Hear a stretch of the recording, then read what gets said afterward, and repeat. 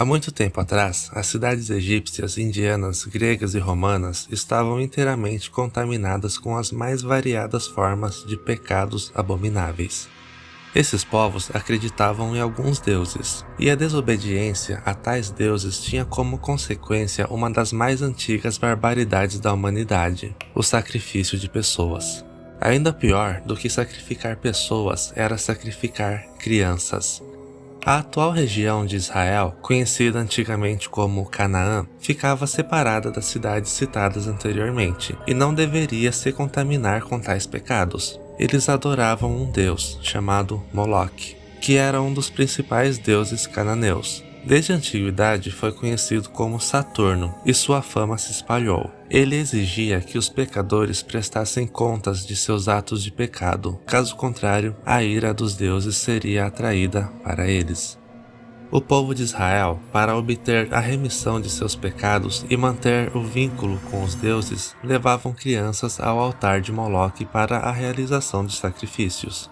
Eles jogavam as crianças no fogo, que ficava em uma abertura no ventre da estátua do deus, como oferenda a tal divindade. Os povos antigos acreditavam que os deuses precisavam de sangue para serem agradados. Muitos motivos deveriam estar por trás desses sacrifícios, seja pela remissão dos pecados, seja por eles simplesmente adorarem esse Deus, e era um ato para afirmar um forte compromisso com a santidade. Essa submissão entre os povos e seus deuses era uma condição para a busca da salvação. Naquela época sagrada, acreditava-se que atirar crianças ao fogo e praticar o culto ao Deus iria tornar a pessoa inocente e purificada, impedindo o Deus de evocar sua fúria, buscando a proteção perante a divindade.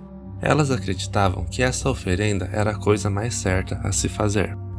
Uma curiosidade é que o lugar onde aconteciam os rituais de sacrifícios ficou conhecido como Gena. A palavra vem do hebraico Ge-Inon, ou seja, Vale de Inon. Nesse vale havia uma elevação denominada Tofete. Esse vale se situava a sudoeste de Jerusalém. Depois que os sacrifícios humanos pararam de serem realizados, o lugar ficou reservado para depósito de lixo vindo da cidade de Jerusalém, além de cadáveres de mendigos que eram encontrados pelas ruas, ou então de criminosos e ladrões que eram mortos após cometerem algum crime. A adoração ao deus Moloque era considerada uma abominação pelos outros povos e pela Bíblia. Ele era considerado um falso deus. Na época de Moisés, foram dadas sérias advertências aos povos que praticavam o culto a Moloque. O ritual feito para o deus era tão terrível, pois havia orgias, mutilações e o sacrifício de crianças.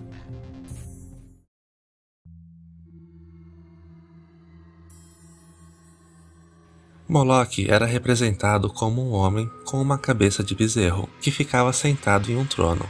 É considerado também como o deus da fertilidade.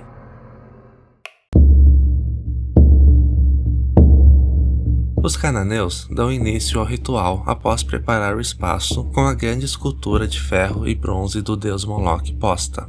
As mulheres chegam com seus filhos no colo, e os homens fortes e musculosos ficam em volta da estátua. São homens que dançam e tocam tambores durante a festa de Moloque. No culto, além dos homens e mulheres, haviam também crianças e jovens.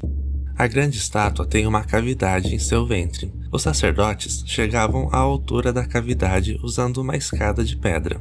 As mulheres apanhavam lenha para ser acesa dentro da estátua monstruosa. As pessoas vinham de toda parte, logo o espaço estava tomado. Havia mesas de pedra e vinho disponível. Os sacerdotes começavam a dizer algumas palavras ao Deus.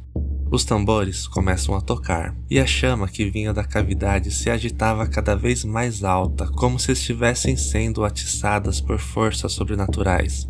Então começa a agitação frenética e eufórica das pessoas que pareciam estar em algum transe.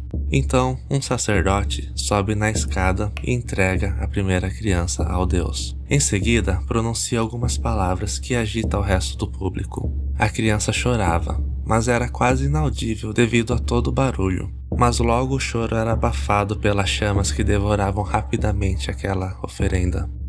Pouco tempo depois, todos estavam embriagados e eufóricos com o ritual. inebriados pelo êxtase do vinho e pelas chamas que vinham da estátua. Então começava a orgia diante daquele deus. Eles faziam marcas nos seus corpos com ferro quente. Alguns homens eram castrados, e em meio àquela euforia eles nem sentiam dor. Então jogava no fogo seu membro, dizendo: receba, Moloque. Os sacerdotes finalizavam seus atos sexuais enchendo as taças com sêmens, que depois eram jogados nas mulheres ou eram misturados ao vinho e tomados. Algumas mulheres eram defloradas por animais ou dançavam nuas com cobras em volta do corpo ou se rastejavam no chão. O ritual se estendia até a madrugada. O local era tomado pelo pecado e pela orgia. O culto a Moloque aconteceu cerca de 2000 anos antes de Cristo. A primeira noção de inferno como um lugar de sofrimento talvez seja consequência do culto de Moloque, pois aquele lugar onde acontecia o culto era um lugar de sofrimento.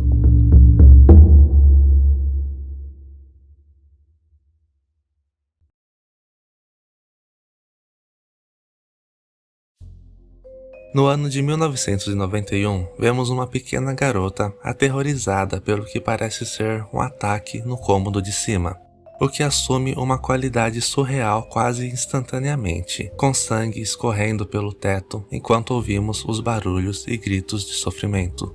30 anos depois, vemos um pequeno vilarejo em algum lugar da Holanda. Nesse vilarejo existe uma lenda antiga que atormentou a vida de Beatrix quando ela era criança, e 3 décadas depois volta a atormentar.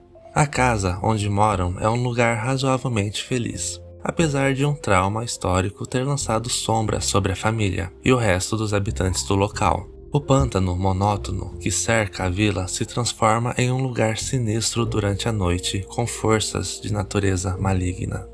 Uma equipe chega no lugar para começar uma escavação, o que no início incomoda a família de Beatrix. Porém, começam a perceber que as descobertas da escavação têm relação com eventos que atingiram a família no passado. A história vai se desenrolando de forma lenta e de forma sufocante. Aos poucos vamos tendo algumas pistas que vão tomando rumo, ou não. Os elementos de terror estão em construção, mostrando brevemente alguns vislumbres de medo. Vemos bastante diálogos que revelam acontecimentos do passado e o que se esperar do futuro. Sustos e muito sangue espirrando são elementos que não estão presentes no filme, mas sempre temos a atmosfera pesada, sinistra e maligna. Bom, mas o que o filme tem a ver com o deus Moloque?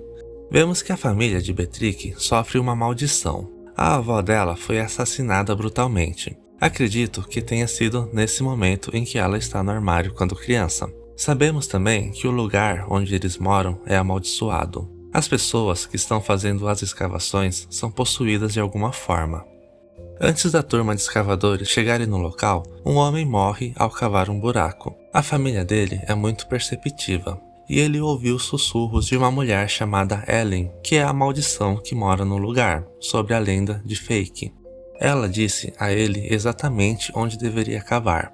A lenda conta a história de Ellen e de seu marido, que viviam em extrema riqueza enquanto tratavam miseravelmente seu povo. Eles tinham dezenas de criados, incluindo a jovem Fake. O marido de Ellen, Walter, começou a ter relações com a garota e a engravidou. Quando Ellen descobriu, ficou furiosa e dizia que o marido estava enfeitiçado por Fake, que foi declarada uma bruxa. Naturalmente, como aquele povo não tinha uma boa relação com feiticeiras, o destino de Fake seria trágico. Mas Fake rezou e pediu ajuda a Deus, mas o Deus que ouviu foi o Moloque. O Deus prometeu ajudar a garota, porém, em troca, queria o filho que Fake estava esperando e todos os seus descendentes. Então, o pacto foi selado. A garota queimou o símbolo de Moloque em sua testa com ferro quente, tal como as pessoas faziam durante o ritual a Moloque.